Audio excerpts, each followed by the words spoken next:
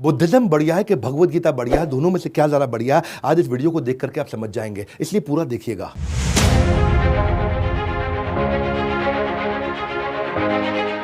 कुछ सवालों को ध्यान से सुनिएगा। अगर भगवान ने हमें बनाया है तो वो हमें इतना दुख क्यों देते हैं? अगर उसी भगवान ने हम सबको बनाया है तो आपस में इतनी नफरत क्यों है? मैं तो एक अच्छा इंसान हूं, अच्छे लोगों के साथ बुरा क्यों होता है?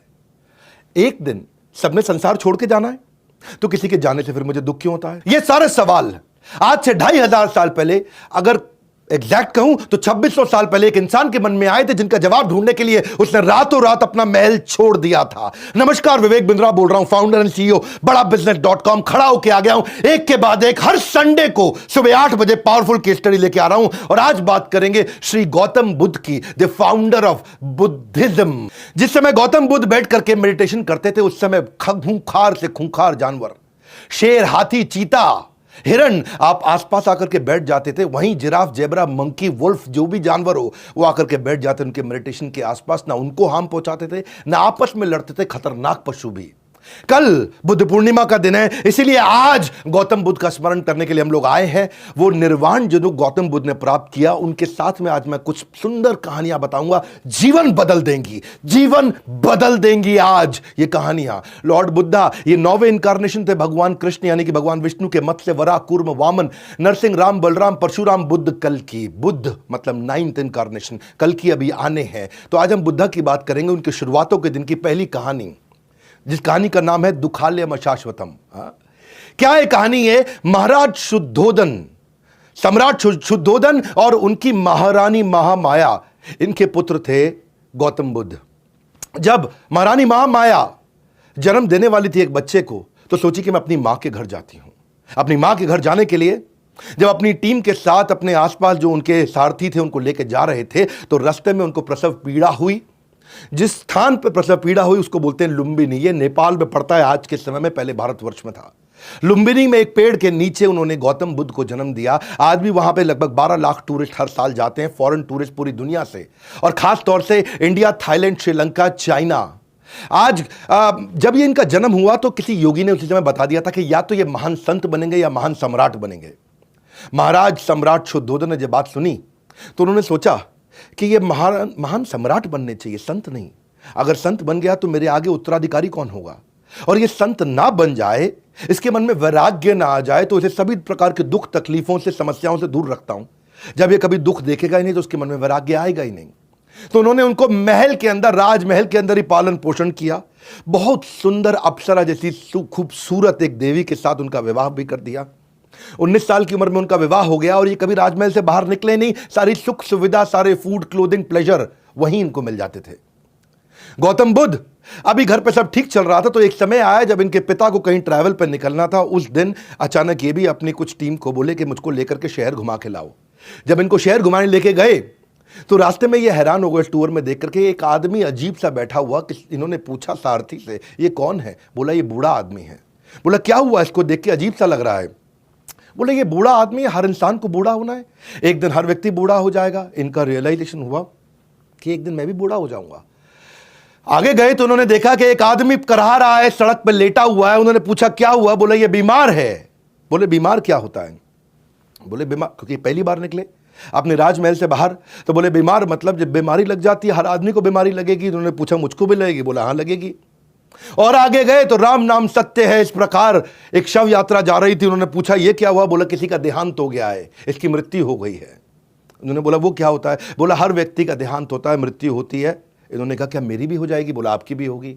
उस दिन गौतम बुद्ध ने रियलाइज किया कि मैं यहाँ क्या कर रहा हूं, इन सब प्लेजर्स और नॉनसेंस में मैं कर क्या रहा हूं, मैं क्यों अपना समय बर्बाद कर रहा हूं? अगर हम सब ने जन्म, मृत्यु, जरा, व्याधि, ये चारों तकलीफें, यानी कि जन्म होना, उनकी डेथ होना, बीमारियां आना, बुढ़ापा आना, ये सबके साथ होगा। अगर तकलीफें, बुराइयां, परेशानियां सबके साथ आएंगी तो इसका मतलब क्या मैं यहाँ पे बैठ के आराम करता रहूं? यहाँ तो इसका अर्थ ये हुआ कि हमारे को जीवन मिला किसी हायर पर्पस के लिए। ये अपने आप को रोक नहीं पा रहे थे, छोड़ना चाहते थे, ये बाहर निकलना चाहते थे बहुत दिन से। वैसे तो योगी महात्मा ने पहले बता दिया था ये महान संत या महान सम्राट बनेंगे, तो उनके संत के लक्षण बाहर आने लगे। ये घर पे रह करके इनको स्ट्रगल होने लगा, ये पत्नी के साथ, इनको बच्चे के साथ में वो सुख नहीं मिल रहा था। ये इन सारे प्रश्नों का उत्तर ढूंढना चाहते थे, जो प्रश्न मैंने आपको बताए, जिसके लिए ये निकलना चाहते थे, नहीं निकल पा रहे थे। पर एक दिन रात को चोरी छिपे चोर की तरह चुपचाप उठे, पीछे मुड़ के नहीं देखे, निकल गए। पीछे मुड़ के नहीं देखे क्योंकि उनको मालूम था पीछे मुड़ूंगा तो मेरे पुत्र का प्रेम और मेरी पत्नी, धर्म पत्नी जिनसे बहुत प्रेम करते थे, वो उनको वापस खींच लेगा। ये चुपचाप निकल गए। और भगवत गीता की लेसन, वो लर्निंग यहां पे क्या उन्होंने एस्टैब्लिश किया, भोग ऐश्वर्य प्रसक्ता नाम तया भृत चेतसाम व्यवसायत्मिका बुद्धि समाधो न विधीयति। जिस व्यक्ति की फोकस्ड बुद्धि नहीं है, समाधो न विधीयति, वो कभी भी समाधि में प्रवेश नहीं कर सकता। वो व्यक्ति जो भोग में और ऐश्वर्य में लगा है, तो उस दिन उन्होंने भोग और ऐश्वर्य त्याग दिया। इनका कहना था, भगवत गीता का 13वें अध्याय का 9वां श्लोक, जन्म मृत्यु जरा व्याधि दुख दोषानुदर्शनम अनुदर्शनम अनुदर्शनम। इन्होंने सारे दुखों को, उसका अनुदर्शन, उसका दर्शन किया, उसको समझा, उसको पहचाना कि इस जीवन के अंदर जन्म मृत्यु जरा व्याधि ये बहुत बड़े बड़े दुख हैं। अब ये निकल पड़े अपनी आध्यात्मिकता की खोज की यात्रा में। कई महीने साल बीत गए। आपको एक कहानी सुनाता हूं। एक आउटकास्ट वुमेन, जिसको बोलते हैं अछूत साधारण समाज के अंदर, वो रास्ते में एक मटका लेकर के ठंडा शीतल जल चलते चली जा रही थी। धूप का दिन था, बहुत गर्मी थी। भगवान बुद्ध ने उसको रोका, कहा कि क्या तुम मुझे थोड़ा जल पिला सकती हो? बोली, ब्राह्मण मुझसे जल मत मांगिए, क्योंकि ये योर होलीनेस, मैं कंटामिनेटेड हूं, मैं दूषित हूं। उन्होंने पूछा, बोल के दूषित कैसे हो? बोले, क्योंकि मैं आउटकास्ट हूं, मैं लो कास्ट हूं, मैं नीची जाति की हूं। इन्होंने कहा, मैंने पानी मांगा है, तुम्हारी जाति को नहीं मांगा है, जाति नहीं पूछी तुम्हारी। वो बोले, हे ब्राह्मण, लेकिन मैं तो आउटकास्ट हूं। तो वहीं गौतम बुद्ध ने जवाब दिया, वो इंसान जो खुंदक खाता है, गुस्सा खाता है, लालची है, ईर्ष्या रखता है, द्वेष रखता है, बेशर्म है, जिसमें बुराइयां हैं, बेईमान है, पाखंडी है, वो नीची जाति का है। जाति जिसमें जन्म हुआ वो डिफाइन नहीं करती। और यही lesson Buddhism and Bhagavad Gita आज जो बात कर रहे हैं, चातुर्वर्ण्यम मया सृष्टम गुण कर्म विभागश, गुण कर्म विभागश, कि जो वर्ण है आपका वो गुण और कर्म पे विभाजित है। आपके क्या गुण आप डिस्प्ले कर रहे हैं और कैसे कर्म है आपके, ये जन्म विभागश नहीं है, ये गुण कर्म विभागश। तो गौतम बुद्ध ने क्या कहा, मनुष्य जन्म से नहीं बल्कि कर्म से शूद्र या ब्राह्मण होता है। कोई भी मनुष्य अपने कर्मों से महान बनता है, अपने जन्म से महान नहीं बनता है। दोबारा याद दिलाया तो सारे के सारे धर्मों में इतना कुछ सीखने के लिए है। और बुद्धिज्म और भगवत गीता दोनों न केवल पैरेलल हैं बल्कि सीक्वेंशियल भी हैं और पैरेलल भी है, इंटरवोवन है। दोनों में एक जैसी सुंदर से सुंदर शिक्षाएं हैं। इसलिए मैं दोनों का सामंजस्य आपको इस वीडियो में पूरा बताऊंगा। तीसरी कहानी, ये एक देवी जी के घर पे कुछ भोजन करने गए, उनसे भिक्षा ग्रहण करने गए। वो उनकी शिष्या थी। और जब वहां पे कुछ नौकरानी आकर के कुछ खाना परोस रही थी, भोजन परोस रही थी, तो एक नौकरानी से बड़ा बर्तन भोजन का नीचे गिर गया। भोजन फैल भी गया, नीचे गिर गया। और उसने मालकिन की तरफ देखा, मालकिन मुस्कुराई, बोली कोई बात नहीं, दूसरा बर्तन ले आओ। तो ये परेशान हो गई, बोली मेरी मालकिन ने मुझे कुछ डांटा नहीं, मुझ पे चिल्लाया नहीं, शोर नहीं किया। हाँ, पिछले मालिक ने तो मेरा बुरा हाल कर दिया था, ये कैसी मालकिन है, इसके अंदर इतना प्रेम, इतनी करुणा कैसे, इतनी जल्दी माफ कर दिया। तो गौतम बुद्ध जब चले गए तब उन्होंने अपनी मालकिन से पूछा कि आपको गुस्सा क्यों नहीं आया मेरे ऊपर? तो मालकिन प्रेम से मुस्कुरा के बोली, अपने ब्लाउज से एक साइड से एक कागज निकाला और चिट्ठी दिखाई। बोला कि आज सुबह सुबह मुझे संदेशा आया है कि मेरे पति और मेरे 8 पुत्रों का देहांत हो गया, किसी ने उनकी हत्या कर दी। बोले जब मैं उससे दुखी नहीं हुई और तब भी अनअफेक्टेड मुस्कुराहट के साथ भगवान की सेवा कर रही हूं, तो आपका बर्तन गिरना तो बहुत छोटी सी बात है। वो नौकरानी हैरान हो गई, बोले इतना बड़ा हादसा, आप हैरान नहीं हुए? वो बोली क्योंकि मैं भगवान बुद्ध की शिष्या हूँ, मैं उनकी डिसाइपल हूँ। और वही एस्टैब्लिश उन्होंने किया, वही एस्टैब्लिश उन्होंने किया जो 6 अध्याय के 19वें श्लोक में कृष्ण ने सिखाया, यदा दीपो निवातस्थो नाहिंगते सोपमा स्मृता योगिनो यत चित्तस्य युञ्जते योगमात्मना। जैसे दीपक, जैसे दिया, एक विंडलेस मतलब जहाँ हवा नहीं है, निवात, जहाँ वात यानी वायु नहीं है, वह आराम से टिक के जलता रहता है। वो दिया ऐसा हिलता नहीं है, वेवर नहीं करता, हाँ, आराम से जलता रहता है। उसी प्रकार योगी का भी चित्त इसी प्रकार स्टेबल रहता है। जिसने, गौतम बुद्ध कहते हैं कि जिसने अपने मन को वश में कर लिया, उसकी जीत को देवता भी हार में नहीं बदल सकते हैं, जिसने अपने मन को वश में कर लिया। ग्रेट लेसन्स, भगवान बुद्ध ने जो लेसन्स दिए हैं वो इतने पावरफुल है। अगर आदमी इस वीडियो को देख करके इसमें कुछ भी अपने जीवन में उतारे ना, इतने शक्तिशाली, इतने ताकतवर हो जाओगे ना, आपको कोई हरा नहीं पाएगा। एक चौथी कहानी, पावरफुल माइंड कंट्रोल। ये कहानी किसकी? यह हाथी की कहानी।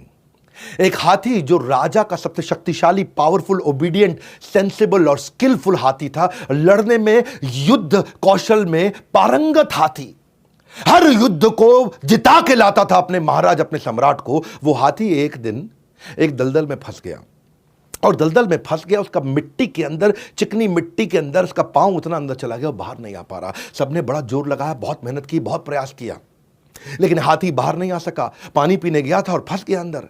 जब सबने सारा जोर लगा लिया तो उसके बाद उन्होंने गौतम बुद्ध को बुलाया, बोला भगवान बुद्ध आप मदद करिए। भगवान बुद्ध ने आसपास देखा और एक बोला छोटा सा काम करो, सब लोग जाओ और युद्ध के नगाड़ों को लेकर के आओ, और युद्ध के नगाड़े ढा ढा ढा ढा ढा ढा ढा ढा ढा ढा जोर से बजाओ। और युद्ध के नगाड़े बहुत तेज बजाए जाने लगे। लोग हैरान थे, यार ये क्या आंसर हुआ? लेकिन बोले जो मैं कह रहा हूं वो करिए। युद्ध के नगाड़े जब तेजी से बजाए तो हाथी अचानक हिला, बहुत तेज उसने गर्दन हिलाई और शोर मचाया, सूंड ऊपर उठाई, एक पांव निकाला, दूसरा पांव निकाला, हाथी बाहर निकल आया। तो लोग हैरान हो गए, बोले ये हाथी जिसको निकालने के लिए सबने जोर लगा दिया, युद्ध के नगाड़े सुनते ही बाहर आ गया।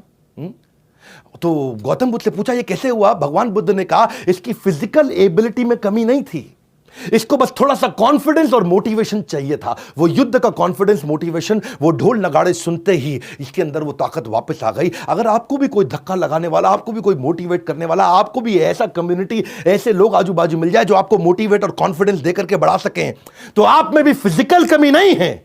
अर्जुन के अंदर भी फिजिकल कमी नहीं थी, मेंटल कमी थी, जो कृष्ण ने उनको देकर के मोटिवेट किया। ऐसे लोगों के आसपास अपने आप को सराउंड कर लो। कृष्ण क्या कहते हैं? क्लैब्यम मास्म गमा पार्था नैतत्व उपपद्यते शूद्रम हृदय दौर्बल्यम त्यक्त्वा उत्तिष्ठ परंतप। खड़ा हो जाओ अर्जुन, उत्तिष्ठ। कैसे तुम्हारे अंदर इतनी दुर्बलता आ गई अर्जुन? ऐसा कोई आसपास आपको कॉन्फिडेंस, मोटिवेशन देने वाला चाहिए। हतो वा प्राप्स्यसि स्वर्गम जित्वा भोक्ष्यसे महिम तस्मादुत्तिष्ठ। कौन थे? युद्धाय कृत निश्चय। दूसरे अध्याय का 37वां श्लोक। कृष्ण क्या कहते हैं कि हतो वा प्राप्स्यसि स्वर्गम, अगर तुम्हारी हत्या भी हो गई, हतो वा प्राप्स्यसि, तुम स्वर्ग को प्राप्त कर जाओगे, क्योंकि तुम अपना धर्म का पालन कर रहे हो। जित्वा भोक्ष्यसे महिम, और अगर जीत गए, जित्वा तुम जीत गए, तो तुम भोक्ष्य से भोगोगे इस पूरी पृथ्वी को, इस पृथ्वी को तुम स्वर्ग बना करके भोगोगे। इसलिए तस्माद उत्तिष्ठ, कौन थे? खड़े हो जाओ कुंती पुत्र अर्जुन, युद्धाय कृत निश्चय, निश्चित रूप से खड़े होकर युद्ध करो। कि अर्जुन अगर तू हारा तो तू स्वर्ग में जाएगा, लेकिन अगर तू जीत गया तो तू धरती को स्वर्ग बनाएगा। तेरी तो दोनों के दोनों सिचुएशन में जीत है अर्जुन। इतना सा कॉन्फिडेंस, क्या बोले आपको भगवान बुद्ध? थोड़ा सा कॉन्फिडेंस देने वाला आजू बाजू आपको चाहिए, कोई ऐसा चाहिए, कोई आपके आजू बाजू ऐसे लोगों को सराउंड कर लो जो आपको इंस्पायर, मोटिवेट का और बस कॉन्फिडेंस दें और आप आगे निकल जाए।